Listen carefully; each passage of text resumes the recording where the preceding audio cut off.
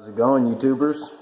Sick Libra here, smoking Mountain Breeze once again out of my meerschaum. I'm sure you guys have seen a picture of it here or there on Instagram if you're following me there.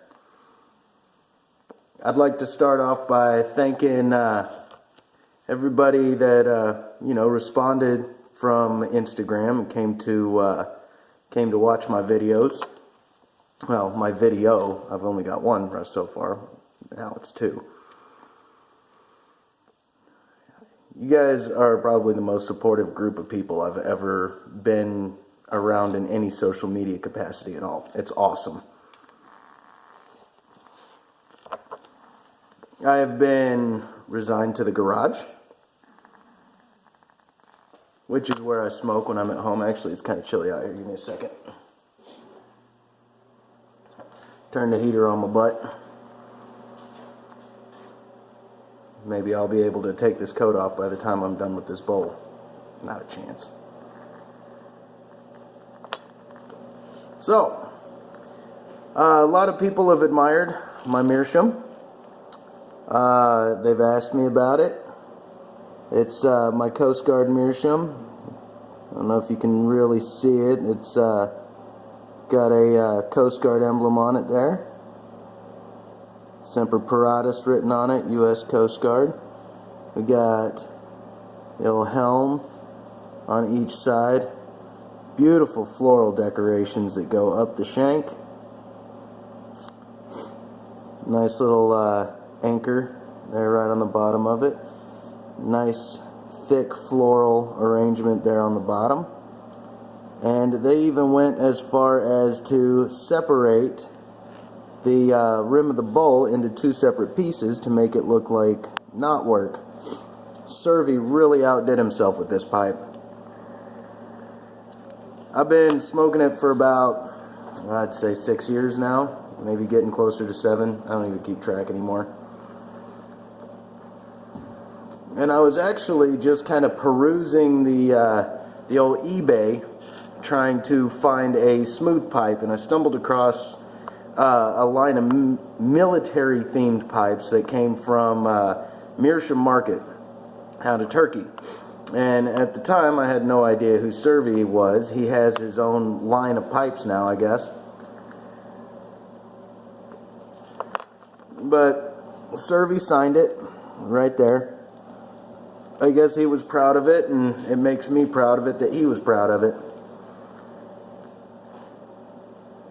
Whenever I first got it, the stem was cracked right about in there, and it was leaking tobacco juice all over the place or whatever, and so I sent them an email telling them they sent me one with the cracked stem, so they sent me 2 new stems.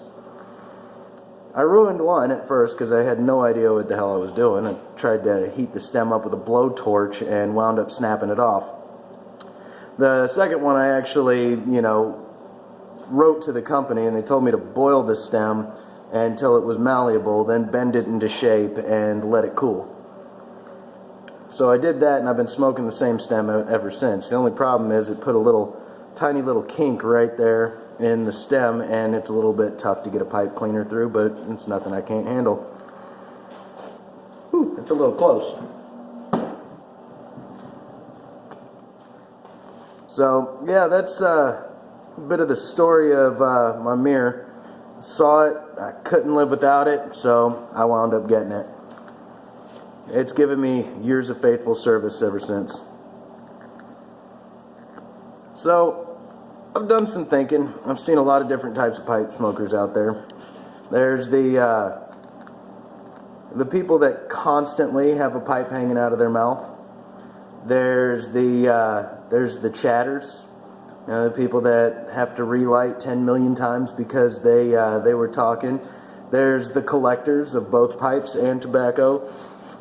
I'd like to think of myself as kind of a little bit of a chatter, but my biggest thing is I see all these people with gigantic collections of different pipes, and I never really got the pipe acquisition syndrome or disorder, PADS or PAS, whichever way you guys choose to pronounce it. I never really got it too bad. I've owned I've owned an author. I started off on a Prince. I don't think I'll ever go back to that. Not that there's anything wrong with the Prince, it just wasn't my style. I was an avid hater of billiards and still am, and here I am with my favorite meerschaum. Just kind of happened to work out that way. I owned, my author was massive. I couldn't keep it in my mouth. I've got a couple of pots now. And I don't even know what my Wessex is, like squash tomato or apple, I don't even know. It's got an odd shape to it, almost volcano shaped at the top. That one is by far my favorite pipe. But I kind of come from a school of thought, I guess it's a school of thought. I'm a very frugal pipe smoker for the most part.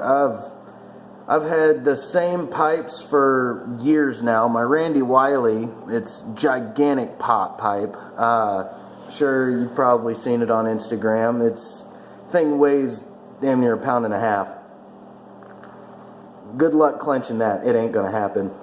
I bought that because, well, I saw it online, and I was out at sea, and I had nothing better to do but think about how cool it would be to have that pipe. So I got it, and there's nothing wrong with it. I'm just not particularly a huge fan of it. I'll smoke it occasionally, but it's so cumbersome. You really got to have a nice place to just sit and chill while you smoke it.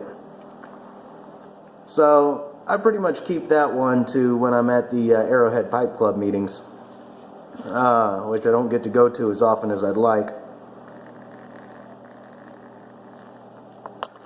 And then I've got my my little acorn corn cob. I love it. I'll smoke it one of these days and show you all the gigantic crack in the bottom of it. It's like the core of the cob is broken loose and is almost falling out, but I just kept smoking in it, and eventually it stopped leaking air. I'm assuming that the pipe cake, glued it in, I suppose. But I'd have to say, as it stands right now, my favorite style would be still one of the styles that I started off with would be, the apple or the squash tomato, as long as it's not too fat in the middle. My Wessex has just got a really great feel to it. I got my order in today. I got some escudos, some plum cake, and right after I had placed that order, I found out that Smoking Pipes had gotten an order of Dunhill in. So as not usual for me, I got a second order this year, and I got my pound of Dunhill nightcap and a couple of tins of early morning pipe coming in. But that's my second order for the year. I normally only do one order in a year. I don't smoke a whole hell of a lot. Mostly just to kind of build up my stash is the way I go with it. I also ordered a sampler of a whole bunch of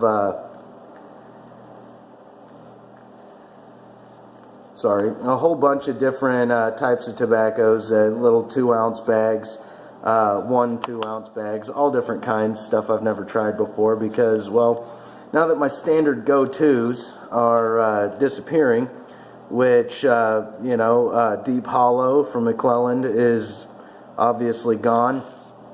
That was my go-to. I absolutely love that stuff, and I've got 110 sitting back, and it ain't going nowhere. But another one of my go-tos was nightcap. I smoked nightcap all the time. Anytime I smoked anything else, it was kind of a special occasion type deal. Or I was just kind of branching out, which is something that I've endeavored to do. I ordered a couple of vapor blends, Virginia Perique blends. I have yet to find one that I like, but I keep giving them a shot. Everybody keeps saying how great they are. A lot of people smoke them. A lot of people really like them. And I don't think they're going to be for me, but I'll give anything an honest try. So I got a couple of vapor blends that came in. I think, not 100%. I think the Cornell and Deal Bayou Morning is a vapor, and the Low Country Black that I got, I think that's a vapor. I'm not 100% on that. But I typically stick to English blends. Most of the time, I prescribe to the idea that the more Latakia, the better. And I've only ever had one tobacco that was way too strong on it. And that was, I believe it was London Mixture. It was just a green, very, very simple can. And that stuff just absolutely fried the inside of my mouth. I struggled through that can. Let it dry out a couple of times, which of course exacerbated the issue. But my go-tos are gone, so I'll take any more recommendations on Englishes that you guys are willing to give. Take them into account, maybe sneak in a couple of samplers here and there, little sample bags here and there, and figure out, if I can get another go-to besides a Scudo and plum cake. Those are excellent go-tos. But yeah, that's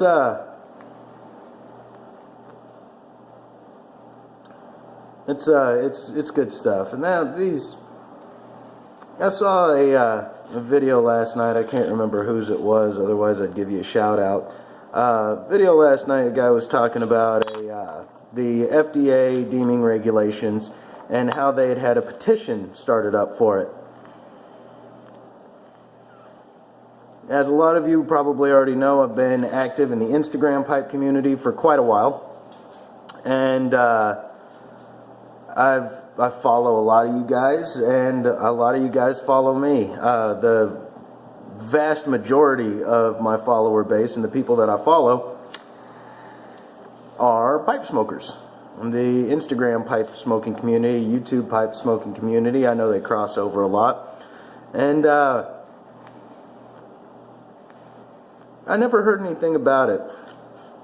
So if something happens and somebody gets a new petition up and running to try and reevaluate the deeming regulations on the FDA, shoot me a link if there already is one, and I will personally make it my mission to try and lead an exodus rivaling Moses's to that petition.